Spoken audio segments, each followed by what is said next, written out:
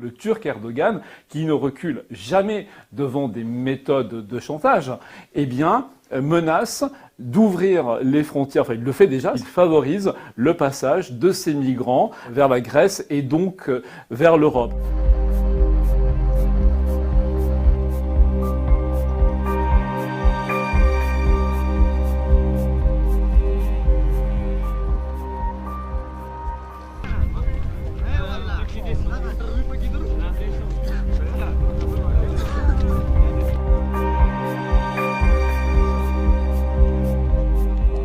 Face à la recrudescence des combats, les derniers combats, pourrait-on dire, dans le nord de la Syrie, affluent de nouvelles masses de migrants. C'est horrible de parler comme ça, mais c'est de ça qu'il s'agit. Ces migrants, qui sont-ils? Ils sont principalement des Syriens qui fuient les bombardements, qui fuient la guerre sans relâche, qui sont chassés de la région et de la ville d'Idlib, qui sont au nombre déjà de 900 000 à 1 million, qui essaient de passer côté turc, donc pour fuir encore une fois ces combats. Ils se retrouvent coincés, ils essaient de passer pour se réfugier.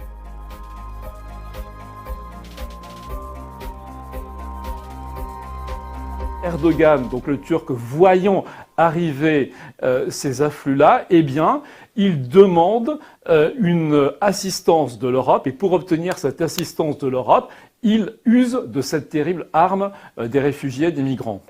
Şimdi kapıları açınca telefon üstüne gelmeye başladı. Telefon üstüne gelmeye başladı. Kapıları kapatın. Dedik bitti o iş. Artık kapılar açılmıştır.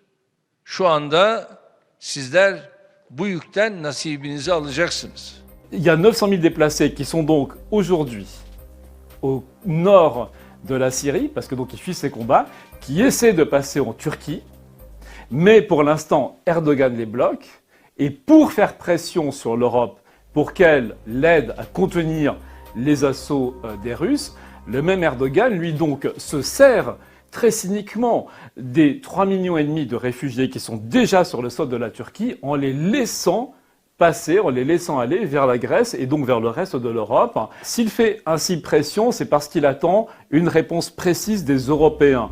Il demande à l'Europe qu'elle intervienne pour faire cesser l'offensive, les bombardements des Syriens, du régime syrien et de son grand allié russe, Vladimir Poutine.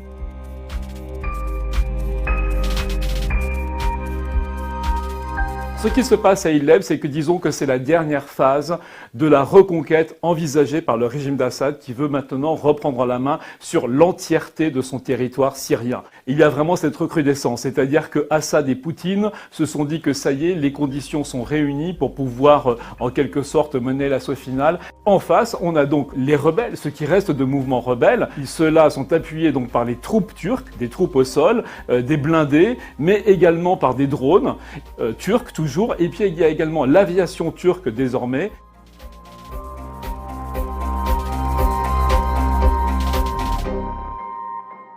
Pour l'Europe, il y a urgence totale parce que sinon on voit bien ce qui se passe.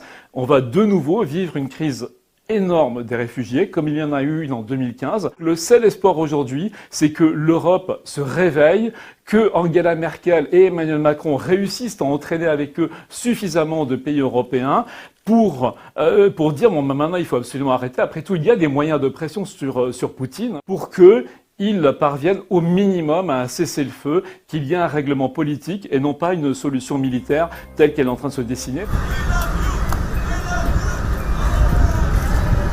Si rien n'est réglé sur ce qui se joue en Syrie, Erdogan continuera ses pressions et laissera filer, entre guillemets, vers l'Europe de plus en plus de masses de réfugiés et donc au milieu, encore une fois, une population civile qui se retrouve littéralement en otage et qui souffre et qui meurt tous les jours.